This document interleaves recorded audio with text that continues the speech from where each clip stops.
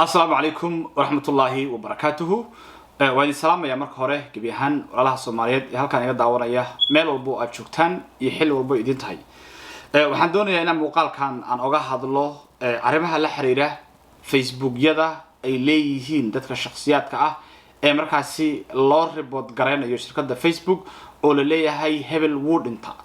وحين قلنا هاي لبع أسبوع أما سد أسبوع كهر وعلى فيسبوك جيسي الحري علي وإنه أكسون هاي إنه يهاي نين رنتي سامين وين كل حله براه برشة إسلام مركزنا كترسن جماهيرته نبض إنه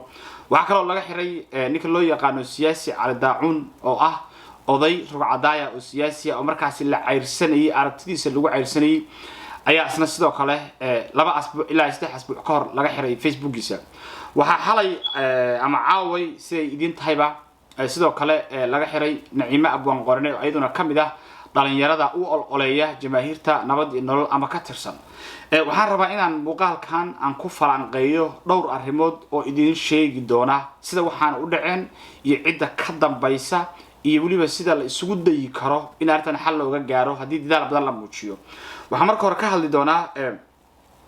maxay tahay waxa ay u baahan tahay shirkadda Facebook inay samayso markaasi talaabada qofkaani in laga dhigo qof dhintay waa maxay sharuuda ay u baahan tahay oo mid koowaad waxaan kaloo ka hadli doonaa arrintaani dad shacab ma sameyn karaan baan ka hadli doonaa waxaan kaloo ka hadli doonaa maxaa sababay in dawladda dhexe ee Soomaaliya ee cusub ee Xasan Sheekh Maxamuud looga shakiyo inay ayagu arrintaani fuliyeen waa maxay tuhunkaasi xagee ka yimid waa maxay xogta laga helay finally waxaan kaloo ka hadli doonaa gudaha dalka Mareykanka arrintaani ma laga sameyn karaa hadii loo istaago oo dadka aniga iyo dadka la midka ah ay ka shaqeeyaan arrintaani ma laga furdaami doonaan waa ka hadli doonaa afarta su'aalood ayaynu marka ku fahmi doonaa wixii meeshan ka dhacay hadii aan ku hormaro dhanka Facebook-ga wuxuu Facebook u baahan yahay halkaan aan soo dhigayaa formka loogu talagalay in la buuxiyo dadka inta badan dhinaca report-ka inta qofka profile-kiisa ay tagaan bay soo report gareynayaan halkaas ka soo arkayaan formka laakiin waa form caalami ah oo hadii aad xataa Google-ka ku qorto maxaa la yiraahdaa aad ku search garayso waad soo helaysaa uma baahna xagga kaliya tagto waa page caadi ah oo u baahan in la buuxiyo oo la fill up gareeyo halkaan waan soo saaraya si markaas Facebook loogu sheego in qofkaasi uu dhintay hadii uu dhintayba marka ilaa afar waxyaalood ayuu u baahan yahay ama shirkadda Facebook ay u baahan tahay si qofkaan loo saaro calaamada ah in qofkaan dhintay midda ugu horeysa waxay u baahan yihiin waxa weeye waa sawir muujinaya qofka aad jeceshahay inuu dhintay sawir muujinaya way markaysa bil macna meeshii uu ku dhintay oo kale hadii uu accident ku dhintay oo kale sawir laga qaado maybe isbitaalka asagoo ku jira oo kale oo dhintay in sawir laga qaado laakiin sawir muujinaya qofkii aad jeclayd inuu dhintay baa loo baahan yahay waa shuruudda ugu horeysa si qofkaasi loo saaro calaamada waxa loo yaqaano in qofkaasi uu dhintay shuruudda labaadna waa in markaasi la sameeyo memorial card dadkan gaalada inta badan meelaha markii ay qofkooda aasayaan ama ay gubayaan wax walba ay sameynayaan waxay sameystaan isku imaad gathering sida anaga waxaynu duugta dhahno oo kale kaar marka invitation waxay qaybiyaan marka kaar muujinaya in dadka loo diray invitation kaar oo muujinaya in qofkaani uu dhintay isla markaasna taariikh la soo dhaafay ama taariikh soo socota isla markaas loo sameyn doono isku imaad tacsiya kaar muujinayana way u baahan yihiin waxay kaloo u baahan yihiin arrimaha kamidka shahaadada dhimashada in loo dirana way u baahan yihiin waxay kaloo ku dareen other documentation oo cadeynaya in qofkaan uu dhintay soo marka afartaas waxyaalood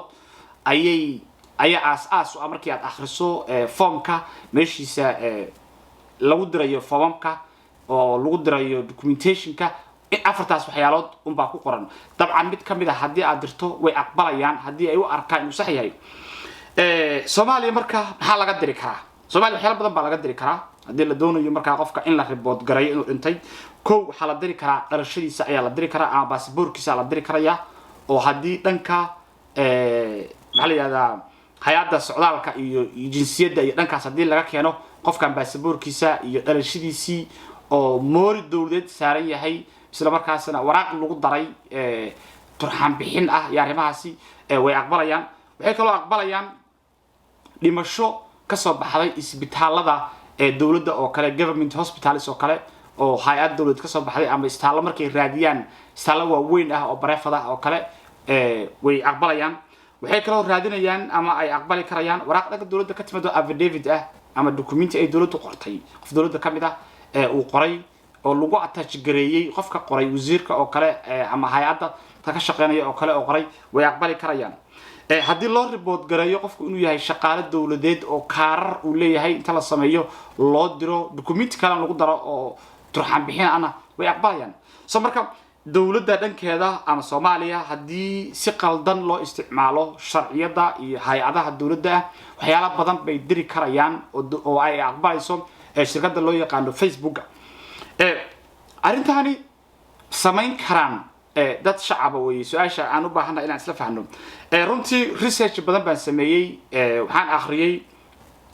article badan baan akhriyay oo meelo badan looga qoray arintan dadku aad raadisaan waad soo arkaysaan waxaan ogaaday in runtii ay adag tahay in qof shacab arintan uu sameeyo dadka shacabka ah qaabka kaliya oo ay ku report gareyn karaan waa inay yiraahdaan qofkaasi ama saaxiib baynu nahay ama walaalaynu nahay family and friends bisa loo galiyaa inay report garayaan oo ay dhahaan qofkaasi dhimashaha la saaro Facebook shaqeynaya oo kale Facebook markii intaasi ay sameeyaan loo diro iskama xirayaan waxay fiirinayaan qofkaan saaxiib ma tihiin waxay fiirinayaan chatting-kiini friend Facebook ma ku tihiin misla chat garan jirteen translation bay gelinayaan way fasirayaan wixii aad ku hadli jirteen chatting-kiini ma ka dhax muuqataa inaad walaalo ahaydeen ama inaad saaxiib kale ahaydeen ka dhax muuqataa waxay fiirinayaan inaad adigu tacsi u soo dirtay ama dadka aad wadaagtaan oo mutual friends-ka atiin tacsi may u direen oo qofkaani ma laga soo heli karaa tacsiyo aad dirteen adiga iyo dadka kula asxaabta ay meelaha khaasada qofka diraya waa inuu tacsi lagu arko oo kale isagu diro oo kale arrimaha dhan bay fiirinayaan haddii marka waxa soo inay arki waayaan runtii way adag tahay marka in 90% ay aqbalaan aniga caawadi aan dabcayna qofka report garay waxa aan diro way adag tahay qofka haduusan dhimanin ama uusan asxaab ila ahayn ama uusan walaal ila ahayn ama uusan qaraabo ila inay sameeyaan waayo in la proof garay ayaa waxay u baahan tahay arrimo adag bay u baahan tahay wax qof walba sameyn karaba shirkadda Facebook-na waa dad garanaya si ay waxaan u shaqeeyaan xiriirka idinka dhaxeeya la fiirinaya haddiina saaxiib ahayn isma taqaanaan way dabcan si ay u arkaan haddii chatting-kiinu uusan ahayn mid ay ka muuqato saaxiibtinimo iyo walaalnimo waxba idin kama dhaxeeyaan way haddii tacsiil laga waayo iyo arrimo kale oo muujinaya cid waxaas meel ka soo qaadaysa ma jirto haddaba marka maxaa keenay marka in shaki weyn uu ka yimaado dhanka dawladda inay qorshahan ay ka dambeysay waxyaalo badan baa soo baxaya waxaan helayaa xogo sheegaya oo madax bannaan oo dad kala duwan oo badan ka imaanaya oo cadeynaya in hay'adaha dawladda qaybo kamid ah ay arintan direen foomkan ay direen waxaa la leeyahay page-ka dawladdu ay leedahay qaybo kamid ah oo verify gareysan ama calaamada tigta asaaran in markaasi lagu diray application-kani oo ayagaasi ay direen markaasi tixgelin weyn bay marka dawladdu ay muujinaysaa Facebook website-yada iyo page-ka dawladdu ay leedahay oo verify gareysan si kale oo khaas ah ay oo la macaamilaysaa maadaama ay horay u xaqiijiyeen inay yihiin page dawladeed inay yihiin horay ayaa loo ogaaday markaysaan ama mid kaniisaha ahaado ama midka wasaaradaha kale ha ahaado ama kuwa baarlamaanka ha ahaadaan ama kuwa filada hay ahaadaan ama kan ra'iisul wasaaraha naftirkiisu ha ahaado oo OBM-ka ah waliba ka loo badinayo haddaan dhabta idin sheego waa kan ra'iisul wasaaraha loo badinaya markaysaan dadka sida xogaalada arintan ay sheegayaan ayaan sheegaya ilaahay baa garanaya anigu cid dirtay ma garanayo laakiin sida ay xogu ay noo soo gaarayaan baa idin sheegaya soo marka page-kaasi verify gareysan oo Facebook uu horay u ogaaday inay dawladdu leedahay ayaa lagu diri karaya ama lagu diray isla markaasna waxa la raaciyay message kale iyo documentation kale ayaa la raaciyay sida passport sida dhimasho sida waraaqo affidavit ah oo la sheegayo in markaasi qofkaani uu ahaa qof dawladda u shaqeynayay waxa kale oo jirto oo soo ogaaday in haddii qofka asagoo dhintay Facebook-giisa dad kale ay si isticmaalayaan oo la yiraahdo shirkadda Facebook qofkaani wuu dhintay dad kalena si isticmaalaya waxay ku fiirinayaan il gooni ah qiyaas marka hadii dawladdu ay tiraahdo qofkan Facebook-giisi wuu dhintay shaqaaladoodeed buu ahaa documentation-kiisi waa kana isla markaasna dad kale ayaa ka faa'iideysanaya oo isticmaalaya oo telefonkiisa gacanta ku dhigay oo xogihii dawladda ayaa gacanta ka baxaya ayaa la leeyahay soo marka waxay saarayaan marka runtii si degdeg ah ay u xirayaan oo waxay ka baqayaan in mataqaana xogaha dawladaha ay gudbaan bay ka baqayaan tusaale oo kale page-ka Naciimo Abwaan Qorane ayaa arintaasi ay ka dhex muuqataa Naciimo maanta oo dhan page-keeda ku soo qoraysay post badan bay soo qortay ilaa 20 ilaa 12 post bay soo qortay isla markaasna waa la xiray marka Facebook way arkayaan in qofku uu mataqaana cid ay wax soo qorayso in wax la soo qorayo in page-ku active yahay way arkayaan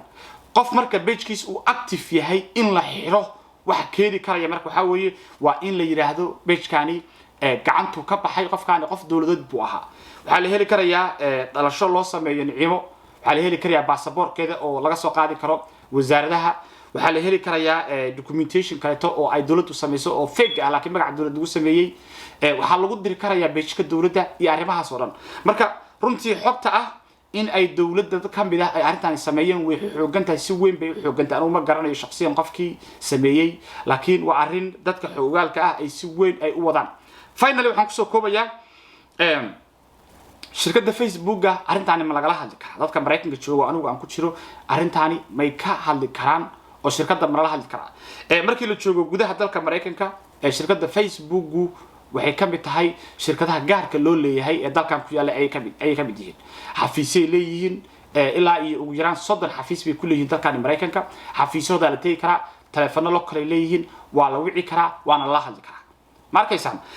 ma xaqiijin karo marka in loo tago in la hadlo sida ay arintaani si degdeg ah ay wax uga qabanayso hadii qofka ay wax ku dhaceen oo aniga yahay oo kale waxaan aaminsanahay inay fududahay in la fasaxo oo inta xafiiskooda la tago ayaan waxaan geysan lahaa sharcigayga isla markaasna ma dhiman baan oran karaya intaas ay ugu filan waxaan rabaa inaan arintan aan ku daro waxaa jira nin saaxiibkay ah oo sanadii la soo dhaafay oo 2021kii laga xiray magaciisa wacdi wadan la yiraahdo kana mid ah dhalinyarada jamaahiirta oo reer Denver Colorado ah xarun bay ku leeyihiin Denver dadkii kala xiriiray oo arintaasi kala hadlay oo damcayna kala shaqeeyay ayaan kamid ahaa xafiiskoodu tagay wacdi ninka dhalinyarada ah wacdi la yiraahdo isla markaasna way u soo fasaxeen ay dhigiisu geysta inkastoo uu ka xirnaa taqriiban 4 ilaa iyo 3 week buu ka xirnaa laakiin way u soo sii daayeen markii ay dhigiisa arkeen raali gelin way ka bixiyeen soo marka waxaan rabaa ka Xuseen ahaan aniga ah inaan maalinta talaadada ah ee fooda nagu soo haysa ilaa talaadada inta ka soo horeysa dalkani wuxuu ku jiraa holiday ku jiraa bisha 4teeda waa maalinkii ay xurriyadda qaateen